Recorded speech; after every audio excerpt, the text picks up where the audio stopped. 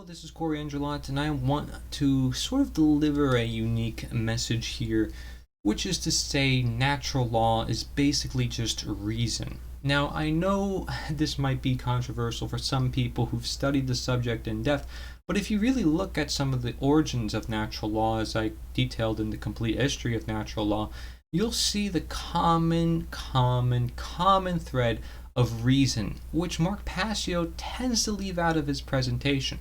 Now, that being said, I think Mark Passio's presentation is fantastic regarding natural law, but there's a reason why I'm not using the words natural law anymore, and I'm going to explain it to you guys here in this video.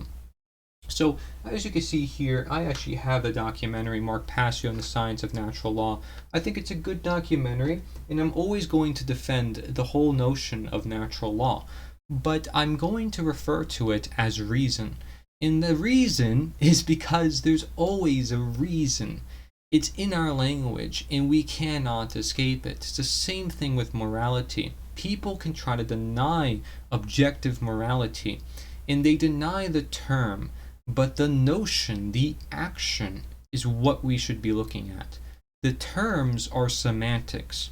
What I tend to see among Mark Passio's work is a focus on semantics, and what I tend to notice with Larkin Rose's work is a large amount of evidence. While both I see are as essential, really essential, and why my book links to their works, my book and my works is here to provide more perspective. So when I think reason, or looking at just slavery, or looking at just abolitionism is more important, that is why I focus on those instead of using words like the most dangerous superstition, most spontaneous order, and natural law, and all these other book titles and documentary titles and whatnot. So it's about simplifying it down for people, but also at a level to which they can also understand it. Because people have some knowledge of what slavery is already. People were taught a little bit about it in school. So all you gotta do is just help them see more as to what it actually they were taught, or what they weren't taught more about that subject that would make sense to them. This idea called common sense. Mark Passio talks about it, Larkin Rose talks about it. Real common sense, though. Not the common sense of trying to, get people on your side by saying it's common sense, but common sense as in understanding things that all of us should be able to understand because they're so basic and essential for our living. So, reason and common sense, these two together, they could both interchangeably be used as natural law. Even just looking at ownership, and that is what constitutes a science. Because I can say definitively this body belongs with me. What determines that? The truth is, laws are in effect for everything in the universe, and we don't know everything in the universe. Science wants to know.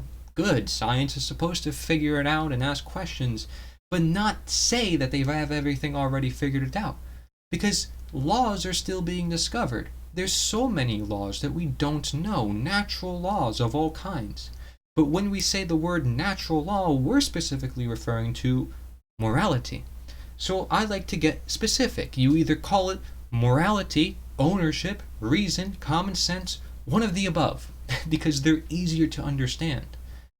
When it comes to talking about objective morality, there's no point, because people should think for themselves, and that ends the discussion. If we all agree that violence is bad, because it's basically a violation on nature, not even a violation on morality, a violation on nature, a violation of a reasonable mind, somebody with reason, then we understand that it's wrong. We don't have to say, it's objective morality, that's what it is. But we should generally understand, violence is always wrong, and why should we give it an excuse in the case of government? That's what we should talk about.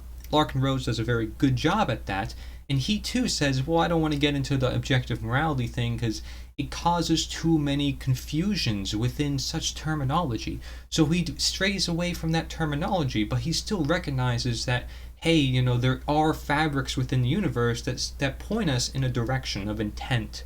He calls it universal intent.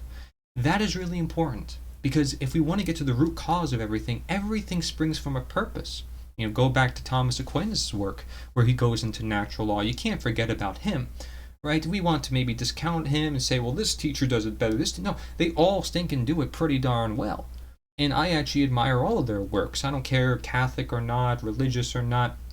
You had people sharing natural law from all different backgrounds for many different years, thousands past, not just hundreds, not just Enlightenment. Look at the actual history of it, because it goes back even farther. But regardless of that, I hope you understand why I said reason, and I have a video talking about the nature dynamic part 2, where you can break down words and understand that we're looking at the reason and of morality, of effects of harm that we see in the universe, harm, actions that contribute to harm. Those are objective phenomenon that we can actually see and practically experience. It becomes a law of the manifested world when we understand that violence always leads to mass violence, that when we condone it on an individual level, we're condoning it in a mass level, right? And that if we have confusion within ourselves, we're going to create a world of confusion elsewhere. These are the laws that Mark Passio is talking about. He's talking in part also about natural law expressions, the Hermetic principles. So when somebody asks you, I want proof for objective morality, send them to this video. I mean, I just gave you a bunch of examples of where there are proofs all over nature. Whether you look at the Hermetic principles, they all make sense as well. Hot and cold, male and female, right and wrong, all these polarities, and then the rhythms of it, you can break each one down. Maybe Mark doesn't do it enough for people and make it as explicit as I am and say, well, hey, you could use other terms and you don't have to use just these terms. I think maybe that would open up the conversation a bit more. But regardless, if we can just summarize it with reason and understand that violence is wrong, that government is slavery, I'd say we do probably way better. And that's why I have my book, which is called Slavery Gone for Good. So as much as I respect their works, here I am to simply provide more perspective for people. I mention natural law a few times within the book, but it is not the central focus. And I even say, among parts of talking about brain imbalance, oh, well, this science may be disputed, but the reasons behind that science, what that science is actually pointing to, cannot really be disputed. So people need to look at things from multiple angles and multiple perspectives. Otherwise, they're going to be quick to jump to assumptions. Of course they are. And you may say, well, people just need to look into it more. That's not the solution either, necessarily. You have to give some sort of level of simplicity to that intelligence. As a teacher, it is your duty to simplify things down to a certain level and not make it super complex. So you do have to put some effort into delivering your own perspective and not just parroting certain points and parroting Mark Passio's presentation points and the way he does things. It's really important that you share your knowledge about this and look at the past people who talked about natural law. I share this idea not because Mark Passio shared it, but because all the many teachers shared it. Sure, he may have led me more down that path. Sure, he may have inspired me with a lot of the things he's said and his great ability to speak, but I don't ever limit it to him, and I don't credit all the ideas to him, and my channel's not focused around him. My channel's focused around nature, which includes natural law, but is not limited to it. Which is why I go over veganism and why I go over all these different topics, because there's more to this perspective of life than looking at a world through we know it already. Or we know this, we know that. We actually know nothing. That's the reason why we shouldn't govern other people and tell them what to do with their own lives. Because we don't even know all those other people. We don't even know them. I don't even know Joe Biden. I don't know Trump. I don't know these people, but we act like we do. And we talk about things like border crisis, this, like as if it's right outside our house. No, it isn't. It's stinking miles away. You have no clue what it's about. The media's telling you about it. Maybe even independent media's telling you about it. But still, what the heck do you know about it? Nothing in reality, and nothing does it have to deal with your personal reality. So, I hope you understand my point here, which is to simply use your reasoning. This is your natural law ability. Come to me with any questions you have, and I will prove to you that reason is actually what natural law actually is. By every degree and every metric that I've looked at least, it is that case. Because without reason, none of it is possible. Reason is that ability. It is that law. The law is inside of you.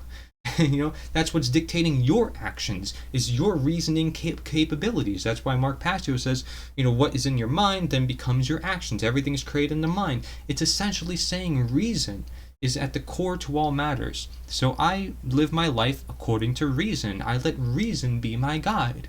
So I can understand what's a reasonable act, what's not a reasonable act, what's a reasonable thing to think, to do, etc. So that way I have knowledge as to what I'm doing rather than belief.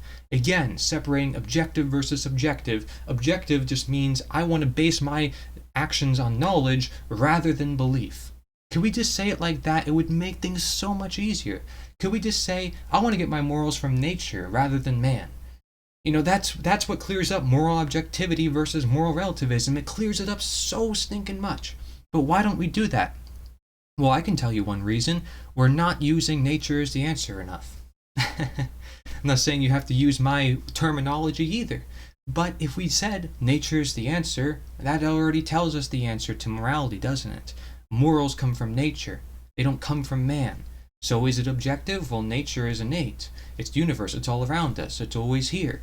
And it always has this blueprint for life. This body has a blueprint for what it does. And everything's dictated by what the body does. That's a law. Right? There you go. There's your answer. But do people look at it like that? Look at it like that? Do I see other people sharing that perspective? No. That's why I made this video. Thank you very much for watching. This is Corey Edmund Engelot. Nature is the answer. Learn more about modern slavery in my book, Slavery Gone for Good. My name is Corey Engelot. I want you to reclaim your freedom by knowing what slavery is, so we can end slavery once and for all.